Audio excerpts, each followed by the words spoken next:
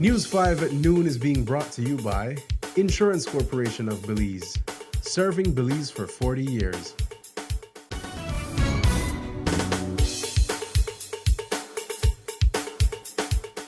Good afternoon, Belize. It's midday and you're tuned into the news at noon, where we bring you the latest updates from around the country. I'm Isana Cayetano and here's what's making headlines today. Manslaughter or murder? Public outcry grows over Christy Guzman's charge. Belize gets business ready. Investment Summit 2025 kicks off tomorrow. Gilvano Swayze is honored for bold artistry at Creative Excellence Awards. And September in Belize is more than mass, it's heart, heritage, and hype. These stories are coming up in just 1 minute. When I was a student, ICB was there to protect me, ensuring my education and future. When I got my first car, ICB was there to protect me, providing excellent coverage and peace of mind on the road. When we moved into our first apartment, ICB was there to protect us, securing our belongings and giving us a sense of security. And when we got our first house, ICB was there for us, protecting our home and everything we've worked so hard for. At every step of your life's journey, ICB is there for you. For more information, call 224-5328 or visit our nearest branch.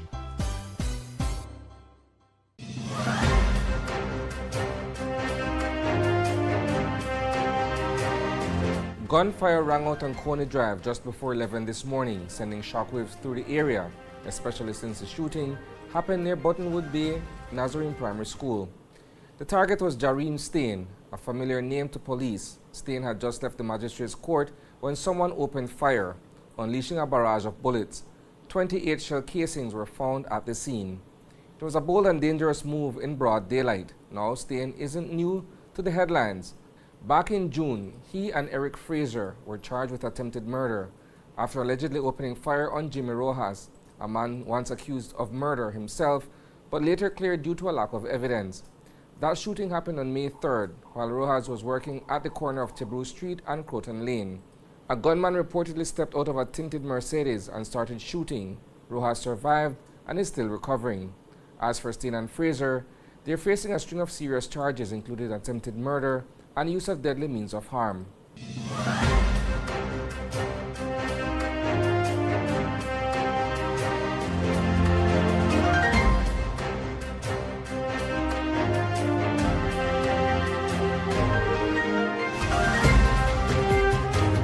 Welcome back. The public isn't staying quiet about the charge brought against 21-year-old Christy Guzman, and the debate is heating up. She's been slapped with a manslaughter charge for the shooting death of Belmopan businessman Wilson Hernandez. But many Belizeans are asking, why not murder? As we reported earlier this week, Guzman was arraigned in the Belmopan Magistrates Court after the Director of Public Prosecutions reviewed the police report and gave the green light for manslaughter. But that decision isn't sitting well with everyone. Some say the charge doesn't match the gravity of the incident. Others believe Dalia Veyos, Hernandez's common-law wife and Guzman's aunt, should also be facing charges, especially since she allegedly handed her licensed firearm to Guzman moments before the fatal shot was fired during a domestic dispute. Surveillance footage has added fuel to the fire, showing the gun being passed between the two women before the shooting. A statement issued by UDP leader Shine Barrow this morning reads, quote, "All of the lawyers I've spoken with say that it's a conspiracy charge. Some family members claim Ms. Veyos allegedly has connections to high-ranking police. We saw her niece being arraigned without handcuffs. No one is above the law. Based on the evidence presented thus far, I support the family's call for Ms. Veyos to be charged with manslaughter conspiracy." End quote. There's just 1 day left until the official start of the Belize Investment Summit 2025. Every 2 years, Belize rolls out the welcome mat for investors, entrepreneurs, and business leaders from across the globe.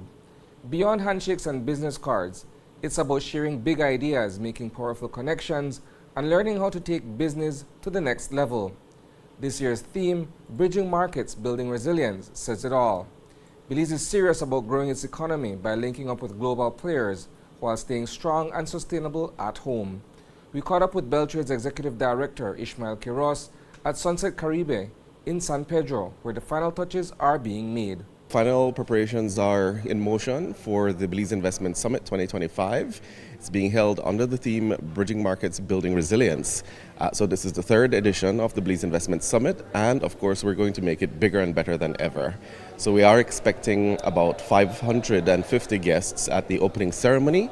It's meant to just really convene leaders from the public sector, private sector, international investors, and of course we have some guest speakers who are very exciting to have in spotlight. Who are some of these exciting speakers that we can expect tomorrow? Of course, so our Prime Minister, Honorable John Briceño, is going to be a keynote speaker. However, we do have invited guests, Dr. Ernesto Stein from the Tecnológico de Monterrey.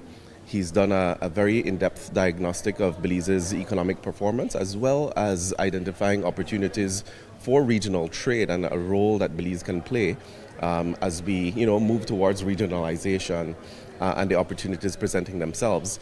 This afternoon, the spotlight shines on 8 incredible Belizeans at the House of Culture, where the annual Creative and Cultural Excellence Awards will be handed out.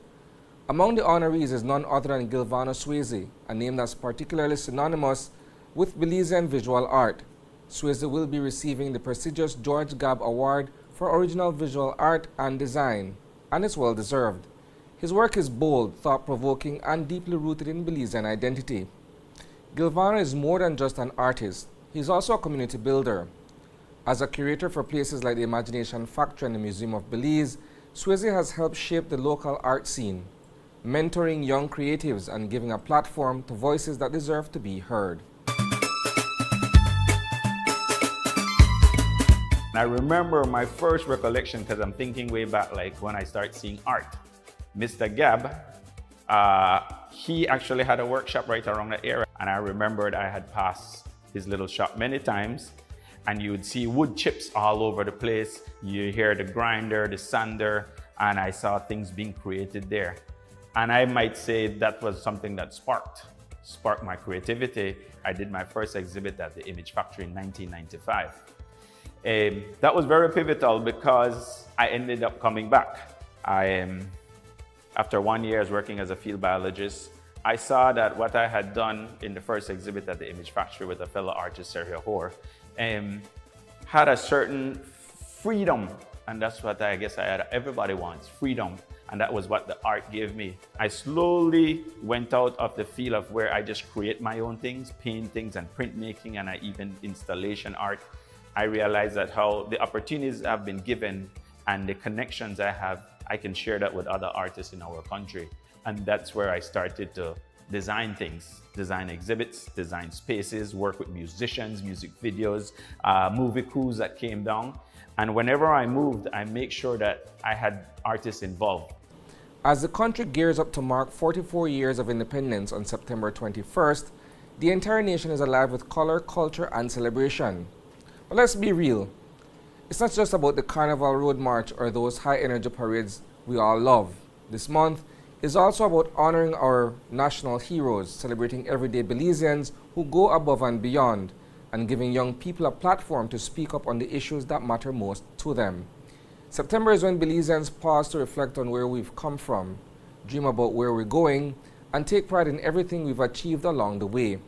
In today's edition of the 5-Point Breakdown, reporter Paul Lopez dives into why this month holds such deep meaning and creates lifelong memories for Belizeans everywhere.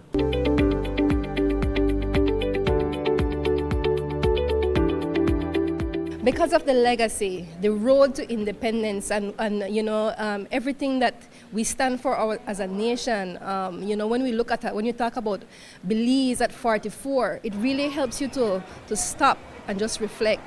Where we are, with arts, with culture, with our economic development, with our growth as a nationhood. It's always important for us to celebrate, yes, but we remember the road to independence. And along that road, we had patriots, we had nation builders. And so events like the Creative Youth Idea Summit, that's another one coming up on the 12th of September. That's really important to bring youths as we commemorate Belize at 44, bring them to the table and say, let's look at, that I believe this year the topic for that event is Carnival and music heritage. And let them reimagine how they see Carnival is going to go in the future. So it's a combination, I think, of reflection, education, celebration, and of course we cannot discount the celebration because, of course, like I said, we're all looking forward to Carnival this year. That's a wrap for the news at noon. But don't worry, there's plenty more coming your way at 6 p.m. We'll dive deeper into these stories and more. In the meantime, visit greaterbelize.com and follow us on Facebook for real-time updates. And don't miss Open Your Eyes tomorrow morning for fresh takes on today's headlines. Thanks for tuning in, Belize. Stay informed, stay inspired, and have a fantastic afternoon.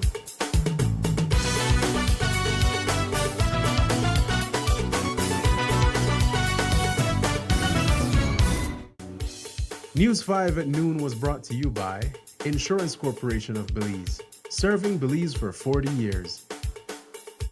I'm Brittany, one of the newest faces around here.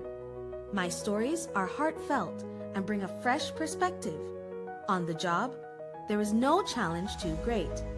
Flooded highways, raging fires, or asking tough questions.